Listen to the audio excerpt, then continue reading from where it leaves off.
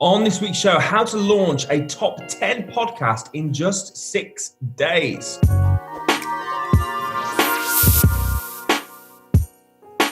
Welcome to the Entrepreneurs Blueprint Podcast. We're here every Monday at 12 midday. Don't forget to subscribe so you never miss an upload. You can listen to us on Apple Podcasts or Spotify, and you can watch us on YouTube. Hi, my name is Russell Leeds, and welcome to the Entrepreneurs Blueprint Podcast. This week, my guest is Scott Stockdale, who did just that. He started a podcast and it got into the top 10 in the rankings in literally just 6 days. And you sort of teach people on how to do the same sort of thing. Is that right, Scott? It is, Russell. Yeah. So thank you for inviting me on. Really appreciate it. Yeah. entrepreneurscanparty had a massive kind of, it just blew my mind to see it kind of climb the rankings. And yeah, like I say, it got to the top 10 of Apple podcasts in 6 days. And yeah, I have been kind of showing other people how I've kind of done that and kind of the steps and dominoes you kind of need to line up in order to have a successful launch. So really excited to talk with you today, all about it. No, absolute pleasure to have you on. Absolute pleasure to have you on. And the podcast, I was obviously we touched base. We haven't known each other that long, have we? But a couple of weeks. I thought, I can see why it's done well. It's a really entertaining show that you've got. Thank you. And why podcasts for you? You know, what made you want to go into podcasts? I've always enjoyed listening to them. So probably since 5-6 years ago, I've been a big fan of people like Tim Ferriss and Gary Vee and all those people in that kind of entrepreneurship space. But also other podcasts like Peter Crouch's, that Peter Crouch podcast, and so many that I've got lined up on my podcast playing app. So yeah, I've been a big fan, and I was like, you know what? I really enjoy speaking to people. I love having conversations with really interesting people. So I figured, why not do my own? So yeah, I did. I had a podcast before this one, which was more just to kind of trial things out. It's a bit of a hobby. And that kind of gave me some of the skills to actually, figure out how to do this, getting the back end sorted, kind of developing that skill of chatting with people, kind of an interviewee sort of style of way. And yeah, so then I decided, you know what, kind of got that experience now, let's do it properly. Let's kind of get the launch nailed on. And that's what I did. And that's kind of my reasons for wanting to do a podcast, really. Okay, so if there's anyone listening to this that's sort of thinking, should I do a podcast? What would you say the benefits are? Let's say you're a business person, you're a property investor, or you're someone, and what are the benefits to having your own podcast? Because it is quite a commitment, isn't it? You've got to, for me, consistency is, or whatever you do, consistency is it. So there's no point doing a podcast where you go, I'm going to do one every single day, and then after 5 days, it kind of fizzles out. So you need to be consistent. You need to do it. I've done a few. This is my third. So I one similar to you. I had one that was for a bit of fun, which was a sort of a saving money type podcast that I used to do with one of my old business partners, and that was. I never got that many listens, but we just did it for a bit of a laugh, really. We did that for about a year. Then I had the Property Investors podcast. That, like you, we got to number 7. So we're there and thereabouts in the charts, but we didn't do it quickly like you in 6 days. It took us I don't know, maybe 6 months before it really started gathering traction. But it was very organic. We didn't do any tricks. We didn't promote it anywhere, really. We literally just started doing it, and then it started picking up on its own. And then obviously this one is the Entrepreneur, so I do 2 a week at the moment, and that for me is quite a commitment. So what would you say would be the benefits? Why should someone listen to this? Why should they go? Yeah, why should they do it? I think there's so many. So from a business point of view, actually getting your voice heard and reaching out to, or getting it heard by listeners builds trust, because people love hearing people's voices and their stories. And I think you can read something on a website, but it can still seem quite, not quite as personalized to, people, literally tuning in, putting their earphones into their ears and hearing your voice. It's quite a powerful thing. So certainly from that sense of building trust, I think that's certainly one benefit.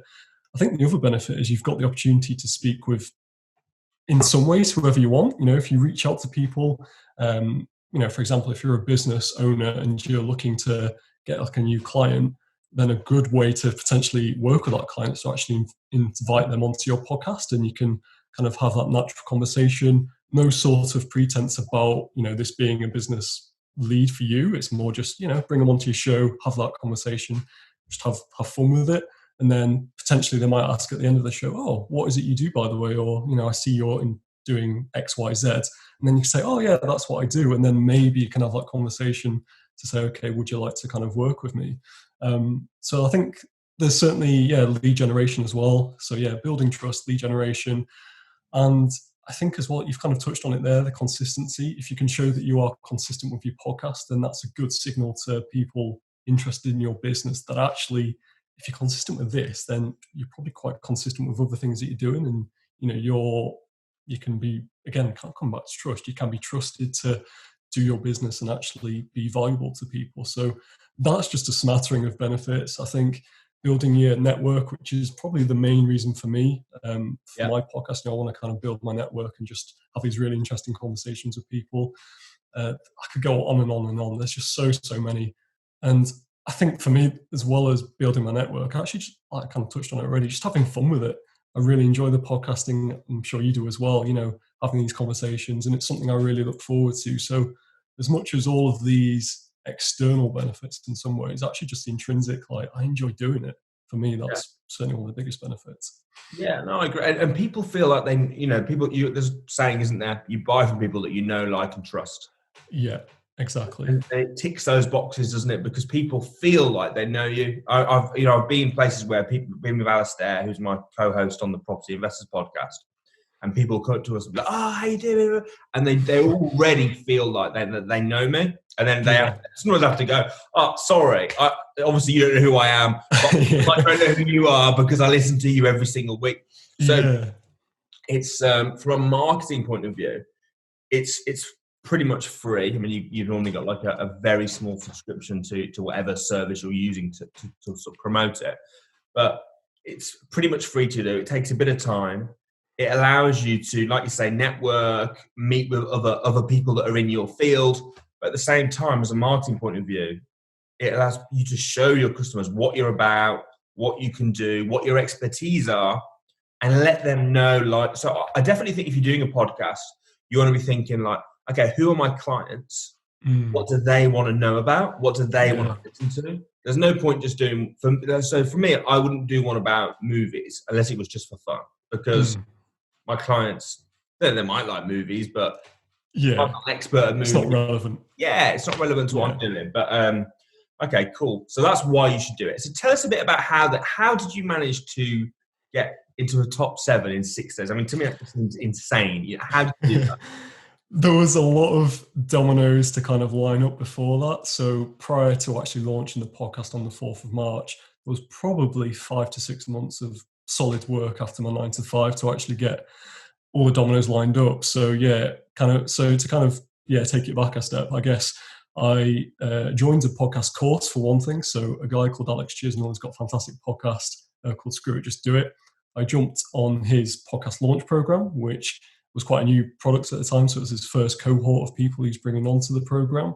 So that started in November last year, I think. Was it November, October, one of those?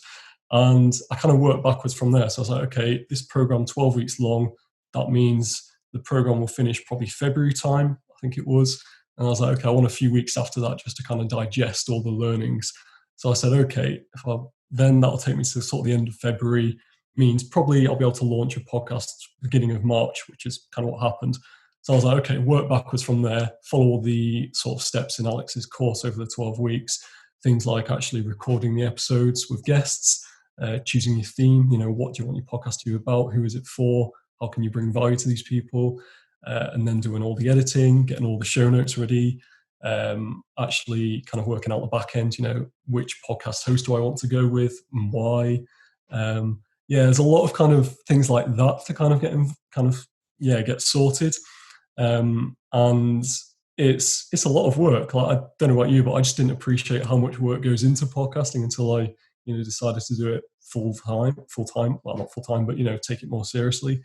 And I suppose also if you're wanting to kind of promote your podcast, there's a lot that goes into that as well. So things like guesting on other podcasts, doing things like promoting on social media. So actually having systems in place which make posting on social media easy and quick. So you're not spending like 4 hours a day posting on Instagram, YouTube, LinkedIn, TikTok, whatever. You can do it in like a few minutes each day. I've also recently hired a virtual assistant. She actually starts today, which is really cool. So she's been starting work for me as well, like helping social media side of things and getting all those kind of the nitty gritty stuff done. Social media before you didn't film anything? Yeah, so I've been kind of quite busy on Instagram for like the last probably 2 years, kind of building an audience. And that wasn't just for the podcast. I was doing something else before that, which I then decided actually I didn't want to do. But I've been kind of having these, or people have kind of followed me throughout that process. And then when I started to talk about the podcast and actually launching it, people have been really supportive on that front as well. So that's quite an important step, I think, actually having. You don't necessarily need an existing audience or an existing network, but to get those reviews, which we can talk about, which is super important to kind of get your ranking up on the charts. Yeah, that's quite an important step, and one which I was, I suppose, lucky in some ways to have. That's not to say you need an existing network. I mean, my network's not huge. I've only got like, I think it's like 700 followers on Instagram. It's not big numbers. But they're very engaged and they've kind of followed me and they're very supportive. So I was able to kind of tap into that and ask people for reviews in quite a natural way and not kind of seeming needy and stuff. So yeah, appreciate it's quite a lot kind of going on there, but happy to kind of break it down in more detail. But yeah, that's kind of just an overview, I guess, of some of the steps involved in my process. Do you mean before you even launched the podcast? No, so for the reviews, so yeah, I launched with my trailer episode, which was a week before the official launch. And so I could then start to get some reviews in at that stage. So yeah, just to take it back, that was end of February time. So I had like a week period to get some reviews in just prior to the launch. And then yeah, come the 4th of March, I kind of gave it a day to, let the dust settle. Maybe people might leave reviews organically. I might not need to ask people to leave reviews. So I gave it like 24 hours. And then the following day, so I think it was like, Thursday the 5th, I went quite hard and I was like, I made a spreadsheet on Excel. I was like, okay, I'm going to ask this person, this person, this person. And I tried to ask like 30 people a day in my network, starting with people who I thought were more likely to leave a review, like close friends, close family, people I've got to know really well. And then I kind of like a stone, I guess, if you throw it into a pool and all the ripples come out, I was like, okay, who would be like the next 30, the next 30, the next 30, and so on. To the point where I asked about probably 300 people in the space of a couple of weeks. And in those direct messages that I left on Instagram and LinkedIn, it was quite personal. So it wasn't just like a blanket message like, hey, this is my podcast. I was like, I wanted to make it personal and actually take the time and the effort. See, I've never done anything like that. Have you not? No. I imagine ours just came very, very sort of much slower. I didn't even know that made a difference to the reviews. Yeah, reviews, downloads, they're the two key factors, and reviews in particular, they make such a difference, because you can look at some of the big I know there's a client that Alex is working with, a huge brand, like, global company that's turns over millions of pounds each year. But I think in their launch week, they had like 4 reviews. And it's a very simple fix that Alex suggested, was actually, if you ask people in your company to check out the podcast and leave a review, that can get you like 200 reviews overnight. So, and that will like skyrocket the podcast into the charts. So yeah, reviews massively important. If you get reviews, obviously it goes in the charts, you're more likely to get more listens. It's kind of like it's the opposite of a vicious circle. It's a momentum. You start building. Yeah, 100%. That virtuous cycle can begin. Yeah, exactly. And if you're lucky enough to get it into the Apple New and Noteworthy section, which is kind of the billboard charts, if you like, of podcasts, if you can get it onto the homepage, then potentially you can get even more exposure. And you've got like a 6-week window to get into that chart in that New and Noteworthy section. So on by the time you've actually launched, it could be your trailer episode or your first episode. From that point, you officially launch and get it onto Apple Podcasts. You've then got that 6-week window to get those reviews in, get those downloads in, which is why you hear like a lot of new podcasts when they come out saying, please subscribe, please rate and review our show. The reason they're doing that is to try and boost their rankings, and then potentially if they get into the Apple New and Noteworthy section, and get even more exposure and more listens. And then, like I say, it builds that virtuous cycle. more listens, more downloads, more reviews, more listens, more downloads, reviews. It just goes on and on. So yeah, it's really important to get that stone rolling if you can. Yeah. Okay. Cool. So if you're advising someone now, first of all, what would you recommend though? So let's say step one, I'm starting brand spanking fresh. I know nothing about podcasts, right? So I'm coming in. What do I do? What do I need? What equipment do I need? Equipment, yeah, that's quite a common question I get asked a lot. You can do it for free, and like, if you really wanted to take it to the, just not paying any money at all, it's a free hosting platform called Anchor FM, which is really, really good actually. So it's free. So that sorts out all the back end. That allows you to get your podcasts onto Apple Podcasts, Spotify, SoundCloud, etc. at the click of a button. So really simple, really easy to use. You use that? So I don't. But in some ways, I wish I had, because they're really good. They're really fantastic. They've recently been bought out by Spotify, which I guess makes sense as to why it's free. And I think they make their money mainly through advertising on the sort of business end. But yeah, so I use a podcast platform called Buzzsprout, who are fantastic as well. And I pay $20 a month, so like £16-17 a month. And that allows me to, same sort of benefits as Anchor, but they've also got a really cool affiliate marketplace, which is exclusive to Buzzsprout users. So you can promote some of their products in show notes and things like that, and in your episodes. They've also got there's a bunch of other really cool features. So yeah, definitely recommend checking them out. But yeah, in terms of actually other equipment, so choose one of them. So choose some sort of software or whatever to use. I use Audio Boom. Okay, nice. The first one that I came yeah. I was looking, I was just like, I was very different to you. I did no prep. I just was like, should we do a podcast? And I rang Alistair. I was like, do you want to be a partner with me on a podcast? And he was like, yeah. I was like, should we meet tomorrow and film it? And he was like, I was like, right, how do I do this? Podcast, Audio Boom, bang. We literally, it was like that. That's how we did that. But carry on anyway. Most people do it though, like me. So. You say, I think that's quite common. I've heard a lot of people do that as well, and there's obviously nothing wrong with that whatsoever. It's definitely a great way to kind of, just taking action is probably the biggest step there is, just actually getting started. So, if you're kind of panicking about all these steps and it seems overwhelming, do what Russell's done, just jump in. So yeah, you can, I think a lot of people as well, actually on that point, they do just pick the first podcast host they hear of, whether it's Libsyn or there's literally hundreds out there now, but so yeah, that's kind of the first step. Get your podcast host. Oh, actually, it's probably not your first step. That'll come a little later. But in terms of other equipment, there's a really cool app on iPhones you can use called Voice Reporter, I think it's called, or Audio Reporter. And yeah, that allows you to kind of record audio directly onto your phone. You can then upload it very easily to Anchor or your other podcast host. You can do a little bit of editing on there as well. So, trim out kind of any filter, any filler words or whatever you want to, however detailed you want to do the editing. And then you can, if you really wanted, you could use the voice recording on your laptop as well. You could either use voice recorder or just, I think it's actually, I just remember it's called Road Reporter, the app on your phone. Road Reporter, really good. And that's, to be honest, equipment-wise, that's basically it. You don't need much. I know I get a lot of people asking me about, do you need fancy headphones, things like that? Answer is no, you don't. I just use my free earphones that came on my iPhone. They work perfectly fine. That really is it. You don't need much equipment at all. And then, of course, you can upgrade and get more fancy microphones.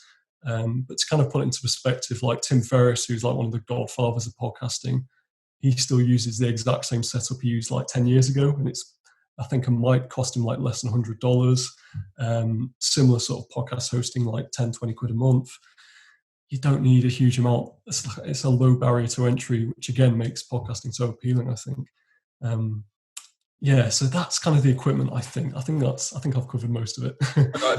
Equipment, you get your thing. Then you said you did prep beforehand. So what?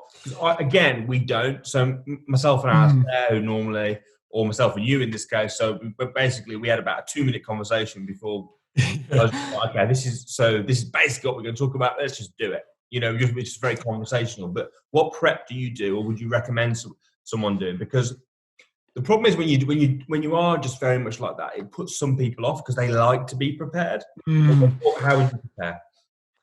It depends from guest to guest, because like you say, some guests prefer to have questions in advance so they can kind of, get really into those questions and then they're kind of able to give in their opinion answers. But I'm kind of like you, I like it to keep it conversational. So I try not to do too much prep, but at the same time, I will look at the guests and, if they've written a book, for example, I'll try and read the book beforehand. If they've got their own podcast, I'll at least check out a couple of episodes, if not their entire catalogue. If they've done YouTube videos, of course, I'll check all of that stuff out. So it's kind of just going to their easy accessible places where you can find them on the internet. And if they haven't got a big presence, which some of my guests haven't, you typically find you can still find people somewhere, whether it's like a LinkedIn profile or somewhere. I think most people have some sort of online presence. So I'll tend to look at all that stuff, and then I try and pick out 10 questions for a typically like 40 to 60 minute conversation with a guest. And those questions, a couple of those are kind of standard ones which I ask to all my guests. Then with the rest of the questions, sort of 6 to 8 questions, I try and ask questions which I hope they haven't been asked before, because I know what it's like to be a guest where you kind of get asked the same questions. Or a recent guest I've had, she was on The Apprentice in 2018. So I was like, okay, she's going to get asked about The Apprentice literally every conversation she ever has. So I was like, okay, I'll deliberately park that to one side and see if we can actually go like a different path with her. And we had a really interesting conversation. Sabrina Stocker, who's the CEO of My Tennis Events, she's got an incredible story, and actually The Apprentice is just kind of a small, tiny part of that. So that's, to kind of summarize those, like I try and probably 6 to 10 questions for a sort of 60-minute conversation. Look at the back catalogue, if they've got podcast, YouTube, etc., and try and ask kind of unique questions, as unique as they can be, just to try and make conversation more interesting and kind of give it a different angle. Okay, cool. So other than the reviews, then, so you've got started now. You put out your trial. I quite like that idea. Put out a trailer so you can start getting the reviews in, and then you launch. How else did you become a top 10 in? Where did you rank, by the way? It got to number 10. Number 10 was the high, and I'd like to get back to that position at some point. I think the kind of thing to note about the chart positions is it's like an algorithm at the end of the day. There's a lot of factors that go into it. So of course the launch is important and it gives you a really good opportunity to get high in the rankings. But on a sort of, if you're taking a more long-term view, things like momentum is really important. Yeah. So this was highlighted to me by another podcaster who said that obviously you want to get those reviews in, and it's not a bad thing at all. But something to bear in mind is if you get loads of reviews in, say, the first couple of days, and then it's just like silence after that, you're not getting any reviews, that kind of signals to Apple that actually your podcast might be what they call like a downtrending podcast, and that can have like a negative impact on your rankings. And obviously rankings are everything, but if you want to get higher rankings, that can have an impact. So if you can try and space out your rankings, if you're asking, say, 30 people a day, and I don't know, from those you probably get like 10%, so maybe 3 or 4 reviews a day. If you can then kind of do that over the course of, say, a month, then you've kind of got that positive trajectory. So that's quite an important factor. I think as well, just being really prepared. You mentioned consistency before. I think that's so important, particularly with podcasting, because people are going to expect you to show up when you say you're going to show up. If you're putting out 1 episode a week, people are going to expect that episode to come out at the same time every single week, the same day every single week, particularly if you're saying that to people. And if you don't kind of stick to that, it just breaks that trust instantly, and people just listen to another podcast, because there's over 1 million podcasts out there now. So, people have got plenty of choice. So those those are the key things. And then, like I say, the reviews are really important. And I think kind of bringing all that together, just being really on it and being prepared. And, I did like a big push on social media. I had a few competitions as well I was doing to kind of build that anticipation. So I gave away 20 of my favorite books to a competition winner, and she then blasted that all over social media, and she's got lots of followers. So that certainly helped. It's just having, there's lots of kind of, I like to think of it like an orchestra. You've got lots of kind of instruments to kind of put in place and to make it all kind of come together in the end. And then ultimately, once you've got all the hard work done, the launch itself should be kind of the fun bit and the easy bit, because you've done all the hard work, you've done all the prep. It's then just a matter of kind of, if people are messaging you about your podcast, just kind of getting back to them saying, "Oh, I'm glad you like it," etc. and just kind of keeping it fresh, keeping that excitement. So yeah, those are kind of the main steps I feel, certainly to get a top 10 ranking podcast. Yeah. Okay. Cool. What's your favorite episode that you've recorded so far? There's a couple that spring to mind. So I had one with my cousin, actually, Josh Stockdale, who is just an amazing guy. He's only 23, and he and his best mate Alex have been creating videos for huge brands, and they essentially travel around the world shooting these videos for brands. So they've worked with MTV, Panasonic. This is nuts, but they actually do the whole social media packaging for Australia as a country. It's like Visit Australia and all the tourism boards. It's absolutely nuts. And he gave some really insightful advice about how to get big on TikTok, how to grow your network, how to actually find really incredible talent and hire them, and that kind of process of actually working with talent. So him and Alex, they worked with Lucy Donlan, who was on Love Island before she was actually really famous. So I think when they worked with her, she was just like a surfer in Devon. And I think she had like 20,000 followers, which is still big. But now come sort of, when she was on Love Island, I think she's now got like 1.7 million or something crazy. So yeah, Josh was really cool. I've also had a girl called Erin Constantine, who is a TikTok DJ. So essentially, she's got, again, a really cool job. Essentially, she gets to travel around America just DJing, and she does lots of videos on TikTok to show her when she's at gigs, and also just kind of when she's practicing at home and stuff. And she's got like 800,000 followers, I think, and like over a couple of million video likes. So yeah, just really kind of cool people who I just want to chat with, because they're just really interesting, got really interesting stories. And yeah, there's plenty more guests kind of in the pipeline as well for the summer. So it's exciting. I'm looking forward to bringing it to people. Oh, that's brilliant. And so what's your goal? Have you got a product that you're selling off the back of your podcast, or is the goal just the podcast? The goal is just the podcast, really, yeah. So I have a normal day job, like a normal 9 to 5. And obviously, I guess the dream is one day to leave that and do podcasting full time. And there's numerous ways you can kind of make that happen. You know, there's, I think the obvious route for people to monetize podcasts is seeing sponsorships, which is certainly one avenue you'll look at. Things like affiliates as well. But then you can kind of do other things which you might not necessarily think about for podcasting. So if you were to, like Alex, for example, he does like events around podcasting and also around his own other business, selling goods and services, you know, things like that. So I think, at the moment for me, although I'd love to monetize it, and that is certainly part of my future plans, I think for now it's just having fun with the podcast, no real expectations of where it's going to go or how big it's going to get, and just having these really interesting conversations with people I want to speak to because they are interesting and they've got really cool stories, and then just seeing where it goes. Hopefully it'll build sort of over the months and over the years, and I'm just excited to see how far it can go. You know, can I get back into the top 10 of the charts? Can I challenge like Tim Ferriss and Gary Vee in the entrepreneurship section? And in the business section as well.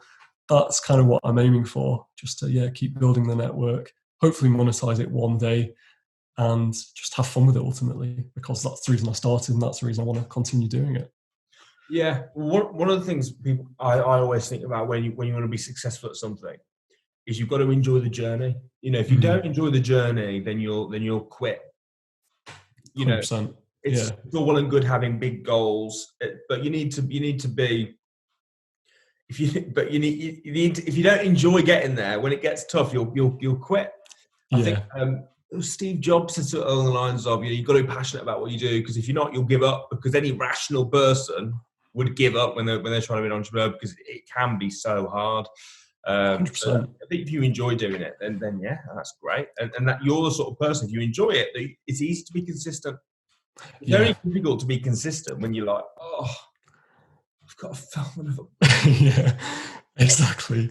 Yeah. If you feel like that, then maybe podcast isn't for you. Maybe doing it's not, maybe don't do it. But for someone like you that, I love doing it. I'm not getting paid for it at the moment, but I do it because I enjoy doing it in my time around my job.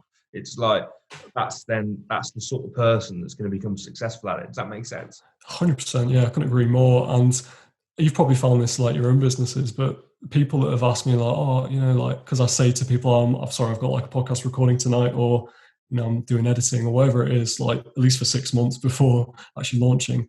And like friends are like, oh, why are you doing all that extra work? Like, why don't you just like have fun and actually, like come out with us? And I'm like, well, actually, I do enjoy this. This is kind of my hobby. Yeah. And it might not seem that to people. I think you're right. If you can find that something which, feels like a hobby, but has the potential to make you lots of money as well further down the line, then you've kind of got a winning combination there. And also, just like the amount of people I've seen, particularly on Instagram, who I've connected with over the years, and it looks like they're doing some really cool things, but then like 6 months later, they just disappear and I don't see them post ever again. That's happened to at least like probably 10 times. I've seen people like this, and it's like, oh, what happened to you? And I'll reach out and then don't hear back from them. And I think it's probably because they just haven't enjoyed it. Like you said, they haven't enjoyed the process and they've just given up for whatever reason, which is a real shame. So they want to do it, but they haven't got the drive. It's like people who go to the gym in January. And they want to yeah, go true. to the gym. They want it, and they really do, and they try, but then they fizzle out. And I think that's that sort of determination is the key ingredient to people in anything, entrepreneurs, whatever, actually succeeding. But what makes it much easier if you enjoy it. Yeah. Like the only exercise that I've managed to maintain over a long period of time is football. Why? Right. I enjoy football. I don't enjoy going for a run. I've done it for times and stuff, but I really enjoy that. And I think when you find something that you enjoy, you don't have to work a day in your life, do you? Because you can get paid for doing something that you love. I mean, that's the dream, isn't it? Really. Yeah, exactly. Yeah. Do you find that that's kind of how it is for you with your property businesses and things? Do you feel like? Yeah, I really enjoy it. But to be fair, I enjoy businesses in general. So I've enjoyed every work that I've had, because for me, again, it's kind of like I'm very competitive. So for me, it's kind of like a bit of a game. A business is a game, really. Yeah. Like strategy, and then your money is the winning, isn't it? The money's like keeping score. It's like how well. Yeah, exactly. Yeah. How can I compare? So that's kind of how. So I've enjoyed every business I've done. I love the property stuff. I love the combination of entrepreneurship and property, because my sort of philosophy is you want a business that's bringing in a lot of money, but then you want to invest that money in property, because you're going to spend it. You're not just going to want to have loads of money in the bank. You're going to spend the money that you bring in one way or the other. So the question is, are you going to waste it? Or are you going to invest it? So for me, it's bring in lots of money and then invest that money. It's kind of the way to do it. But I'm also a big believer in giving to charities and stuff like that. So, nice. Which again, it adds a bit more weight when you're doing it. It's like I'm also doing, because I think entrepreneurship in general really helps the economy. We need that because it gives jobs, it creates taxes, it does all sorts of stuff. But if you can be giving to charity and stuff at the same, and choose a percentage, and then the more I make, so it's not an amount, it's a percentage. The more I make, the more I give. Yeah. So for me, all that sort of stuff, it makes it fun and exciting and enjoyable. It makes it all worthwhile. Yeah, 100%. And like I say, if it's got that charity element as well, I guess that gives you an extra incentive to keep going and actually stick at it, because if you don't do it, you're kind of letting those people down in the charity, or if you've got employees, then you're letting those employees down. So that's a good motivation as any else, I guess, isn't it? To keep going. Well, we've got over 30 employees, so it's like, wow. straight away just to pay them, do you know what I mean? So it's all fun. Nice pressure to have. It's got to be fun. It's got to be fun. Podcast is fun. Business is fun. If you don't find it fun, find something that you do find fun. Yeah. I think on that point as well, like you might have had this as well throughout your life, where I've tried to find that thing that has been fun, and it's taken me ages. I mean, I'm only 24 now, but the amount of stuff I've tried to do in the past, and it just I haven't found it to be fun. Like before this, I was actually creating a cricket protein bar business, which is kind of the reason I got involved with Instagram, to kind of document. Protein bar? Yeah. Cricket protein bar business. Yeah. So it's a long story, but essentially at uni, I had this idea, and it's not a unique idea. There's companies out there doing it, to create. At the time, I was like, okay, I just want to put insects in food, because I thought it's quite a novel thing. And obviously insects, particularly like crickets, have got a lot of nutritional benefits, like high in protein and good for the planet, etc.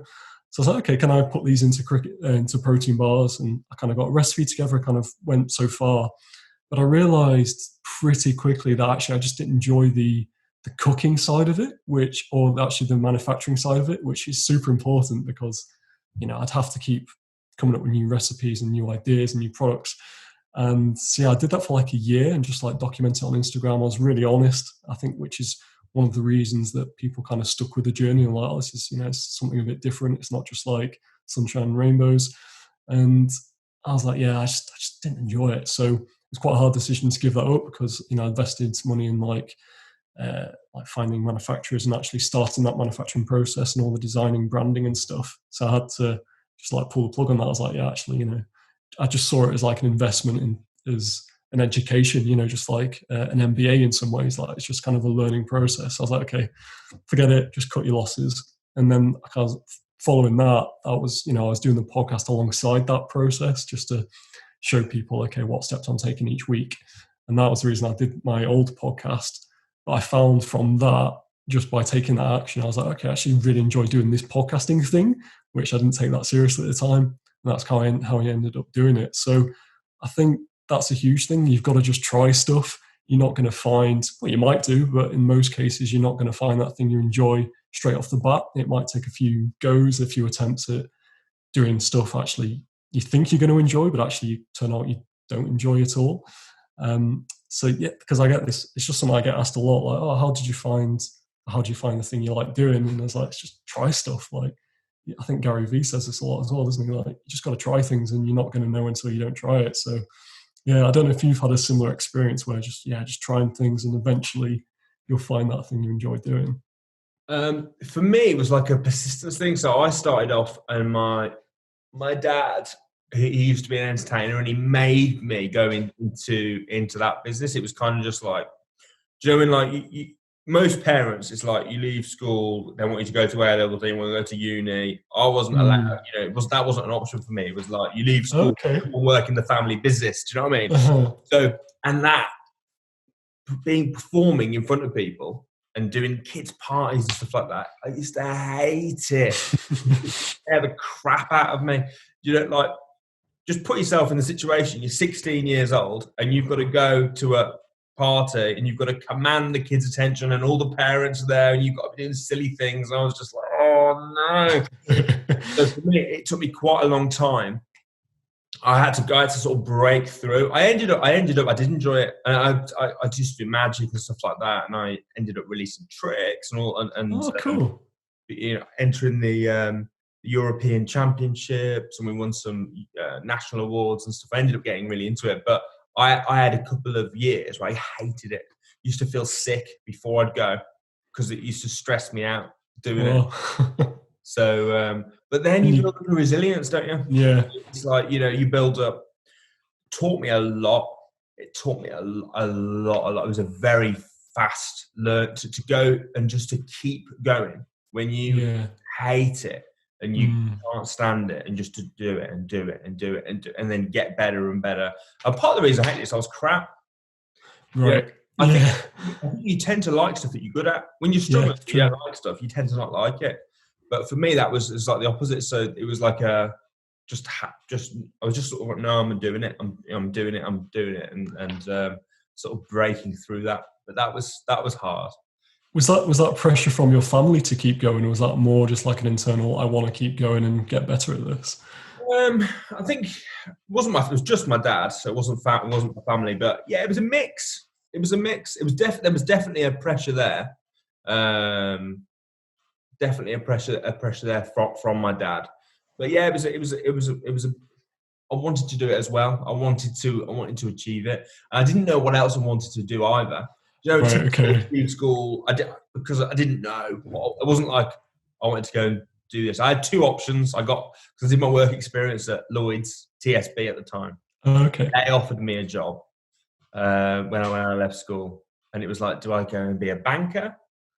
Or do I go and work for my dad as an entertainer? So, but I'm sure I don't know. But I definitely made less money as an entertainer to begin with anyway. Right.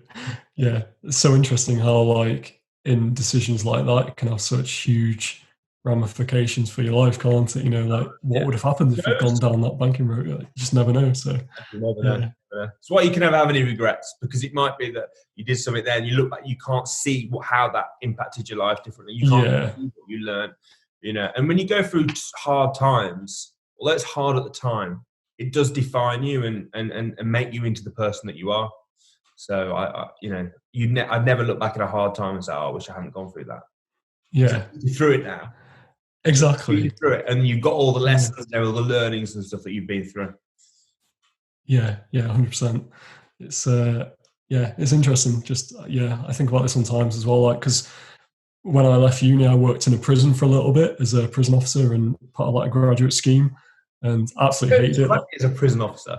Yeah, exactly. Not many people do at the time either. My parents were like, "What are you doing that for? Like, you're gonna ditch after 4 months or whatever." I was like, "Nah, I'm going to stick out for like a couple of years for the length of the program." And they were spot on. Like, after the first couple of shifts, I was like, "I hate this. Like, what am I doing here?" But I did love the training. Like, I met some really cool people. So it's one of those that like, I don't regret doing it, because, you know, it toughened me up and I learned a lot from it. But it's like, what would have happened if had I actually taken another role, like another grad scheme role, or if I'd, you know, just worked for another business straight away, or I just don't know. But it's an interesting thought sometimes, I think. Yeah, I agree.